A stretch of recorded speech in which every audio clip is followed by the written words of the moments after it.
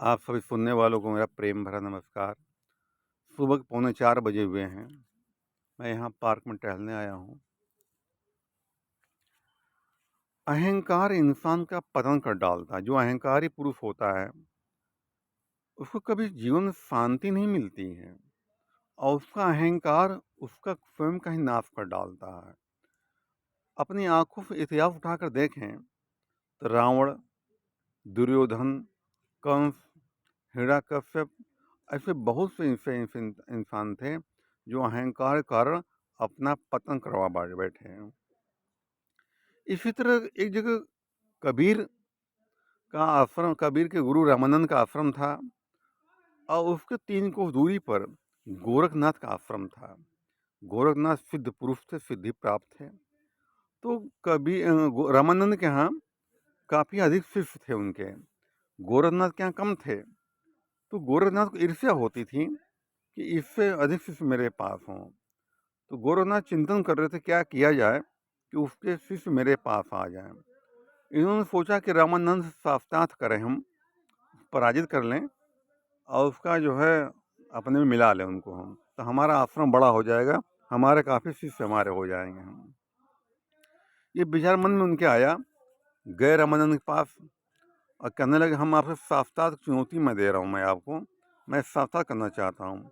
अगर मैं हार गया तो मैं रामानंदी बन जाऊँगा, आपके शरण में आ जाऊँगा, मेरे सारे शिष्य आपके शिष्य बन जाएंगे और मैं भी आपका शिष्य बन जाऊंगा। और आप हार जाते हैं, आप हमारा शिष्य बन जाइए, आपके पूरे शिष्य मैं ले लूँगा, हमारे आश्रम बड़ा हो जाएगा।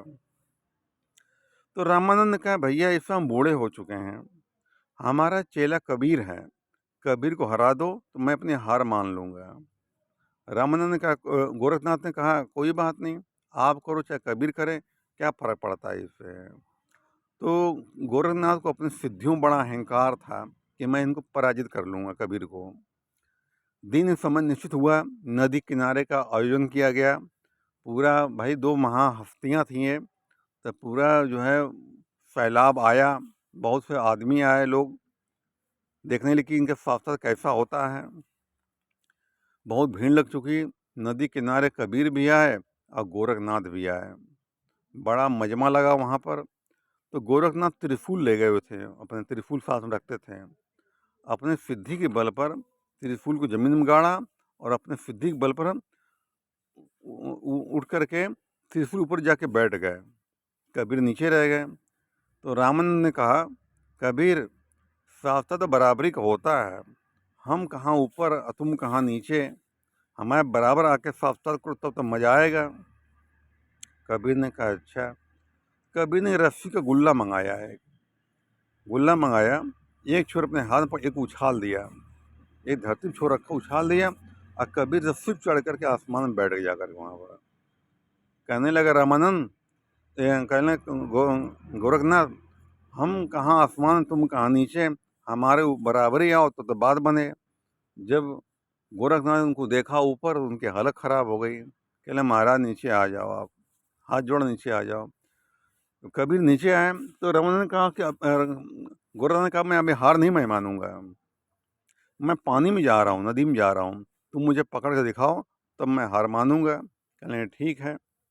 कबीर ने कहा, ठीक, तुम पानी में जाओ, मैं पकड़ दिखाता हूँ मैं।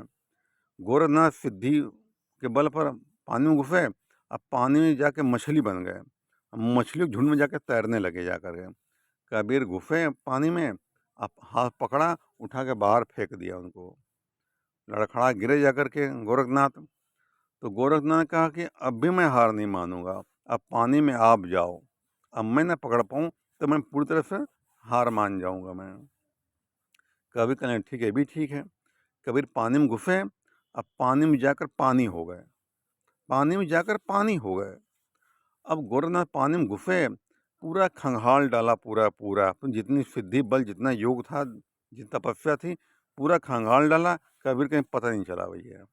जब थक के चूर हो गए, जब उनका अहंकार टूट गया, तो नदी किनारे आए, हाथ जोड़ करके बोलो, कबीर भैया, अब मैं हार मान रहा हूँ मैं। तो कबीर वहीं प्रकट हो गए पानी में।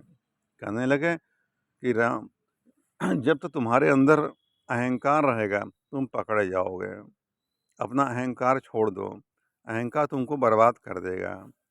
गोरखनाथ की आंखें खुल गईं, उन्होंने क्षमा मांगी उनसे और चले गए। जब तूफान आता है ना, जब चलता है, तो जो घास होती है वो झुक जाती है और तूफान गुजर जाता है, घास फिर खड़ी हो जाती है। लेकिन इतने बड़े बड़े पेड़ हैं, जो पेड़ देख रहे हैं आप ना, इतने बड़े बड़े पेड़ हैं ये हैं, इनको पेड़ हवा तूफान उखाड़ देता है। जबकि पेड़ कितने मजबूत हैं, घास का औकात कुछ उसके बराबर नहीं है, लेकिन ये तूफान पेड़ को उखाड़ देता है और घास कुछ बिगाड़ नहीं पाता वो है। क्यों? घास झुक जाती है। परिवार में, समाज में कोई ऐसी परिस्थिति आती है जो आपके झुकने से बला टल जाती है, तो झुक जाओ, बला टल जान दो उसको। जो आदमी झुकता नहीं है वो टूट जाता है, पेड़ों की तरह ही है, उखड़ जाता है पूरा पूरा है। ठीक है, तो अपने जीवन को अहंकार इंसान को नहीं कभी करना चाहिए। अहंकार सबसे बड़ा दुश्मन इंसान का है। खुद इंसान परेशान रहता है, औरों को परेशान करता है। अहंकार का रोग है इंसान को, इंसान का कोई कसूर नहीं, इंसान ही बेमुख हुआ है प्रभु से, प्रभु इंसान दूर नहीं। वैसे तो हम और वे एक हैं, वैसे हम और वे एक हैं, फिर भी जो अगर कुछ दूरी है तो चुंबक के बीच में लोहा, कुछ उनकी मजबूरी, कुछ हमारी मजबूरी। लोहा अहंकार है, आत्मा परमात्मा बीच में अहंकार रूपी बाधा दीवार खड़ी है। जहाँ दीवार गिरती है तो एक हो जाता वो है। जैसे गुब्बारा में हवा भरी रहती है तो उससे अलग लगता है हवा से, लेकिन जो गुब्बारा फूट जाता है तो वही हवा उसमें विलीन हो जाती है, उसमें है। तो इंसान को अपने जीवन में अहंकार का कभी नहीं करना चाहिए, अहंकार का त्याग करना चाहिए, तभी इंसान को सुख और शांति नसीब होती है। धन्यवाद के लिए।